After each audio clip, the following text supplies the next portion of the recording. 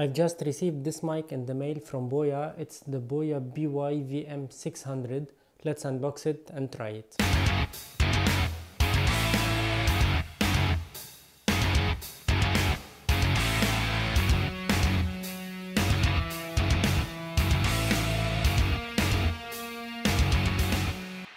Hello everyone and welcome back to another video on my channel. I'm Photorabs. I do videos about photography, filmmaking, camera tech related videos, action cams, and lots of other accessories for cameras. So if you're interested, don't hesitate to subscribe to my channel. That's a massive help. And now let's continue the video. BOYA reached out to me again asking me if I would like to try their BY-VM600 shotgun mic after I tried their wireless solution, the S2 Mini, the K2 version, the BY-XM6 S2 and K2 versions. You can check the videos on my channel. I'll put the links in the description below if you're interested.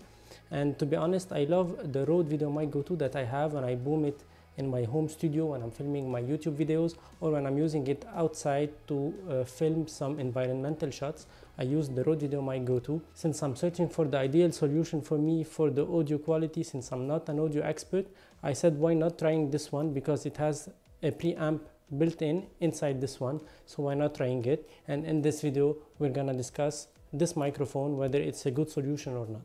Now let's go to the unboxing of this microphone. I haven't tried it yet, it's the first time, so I will open it and let you know what's inside the box.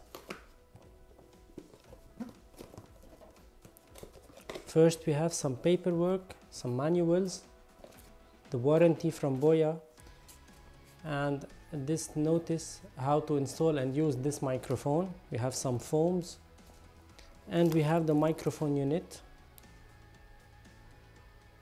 It's a lightweight unit. We have also this windshield with a plastic bag. I don't like plastic bags. And we have this pouch to put the microphone in when we want to pack it in the backpack. It's a cardioid polar pattern microphone. Check the condenser. And check the rear of the microphone with these switches. I'm gonna discuss them later on.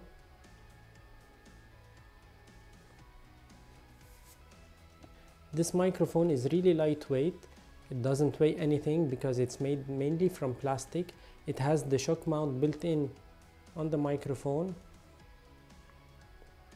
so you don't have an external shock mount. I'm not sure that this can absorb the walking shots with the microphone. We will try it out later on in this video. And we have this cord, this audio cable, that it's connected directly to the microphone and we cannot unplug it, which is really bad. I like to unplug the cable to pack it as I want in my backpack without having the cable in the way. That's something I don't like about this mic. And it has a rear panel here with 3 switches. We have the first switch to turn it on and off, the second switch to give it some boost. We have plus 10 decibels, and the third switch is a low cut filter to remove ambient noise, to remove hum in the audio. We'll try it out also in this video. On the other side we have this strap for a battery, a AA battery. Let's put a freshly charged one. I have this one from IKEA, and let's plug the microphone. So now you are hearing the audio coming out directly from the mic, the BY-VM600 from BOYA. It's on top of my camera. The camera is about 40 to 50 centimeters away from me. I haven't turned neither the boost mode or the low cut filter. I'll try them out later on in this video. But now in the basic mode, let me know what you think about the audio quality, whether you like it or not. I was using the BY-XM6 K2 version, the wireless mic from BOYA as well. Now I'm using this one as a shotgun mic directly on the camera. Let me know what you think about the audio quality from this part on. I'll be using this one in several conditions, with the low cut filter and without it. And I'll go outside to do some walking tests with the microphone with the same setup with the Fujifilm X-H2S. And now I'll stop talking so you can listen to the ambient noise recorded by the microphone in the basic levels and the basic settings.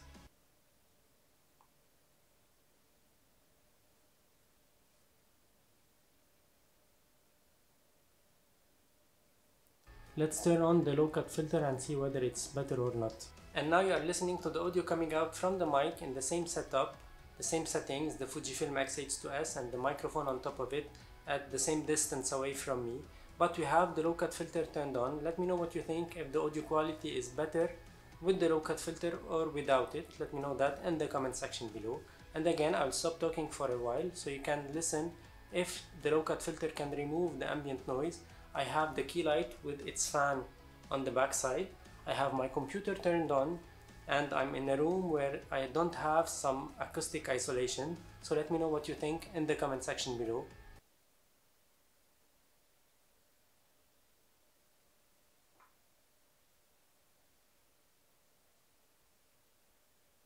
And now I'll try to put them side by side so you can compare directly the silent recorded sequence with the low cut filter and the silent recorded sequence without the low cut filter, so you can decide which one is better, much easier than watching them separately.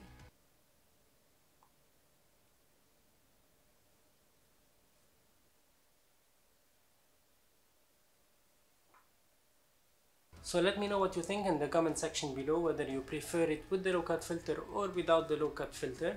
I'm now using it with the low cut filter. I'm recording my video indoor. I have the camera at about 30 to 50 centimeters away from me in all the scenarios that I filmed for this video. I have my computer turned on, as I said before. I have the key light with its fan, and I'm in a room where I don't have acoustic isolation. So let me know what you think in the comment section below.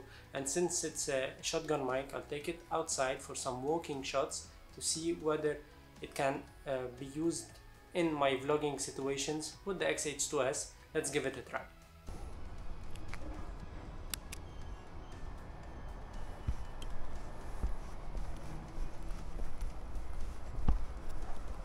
So now I'm using the microphone with the windshield on.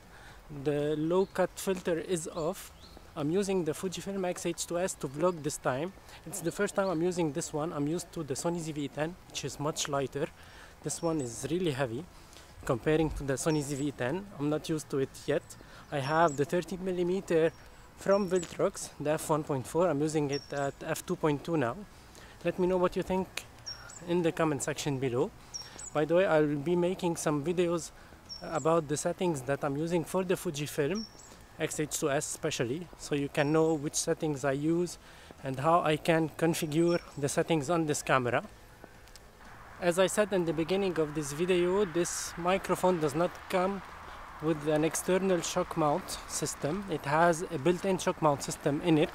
So in this walk and shoot scenario, I'm testing also the shock mount, whether it can handle the vibrations and the micro jitters from the walk situation. Let me know what you think in the comment section below.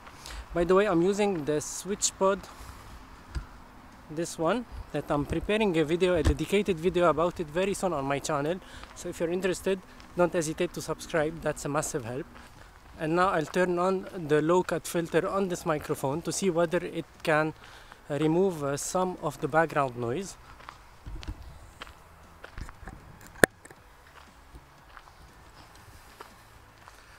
So now the low cut filter is on and I'm walking just nearby my place.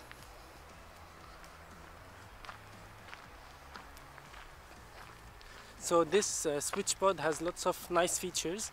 I'm gonna discuss them in a dedicated video very soon on my channel. It's something really nice, really sturdy. It's not so lightweight comparing to some other mini tripods, but this one is really nice. It's really comfortable in the hand. So let me know what you think about the audio quality coming up from this mic with the windshield on, and we have the low cut filter is on now. I can try to do some boost on the audio to see whether it can capture my voice even if I'm a little bit far from the camera.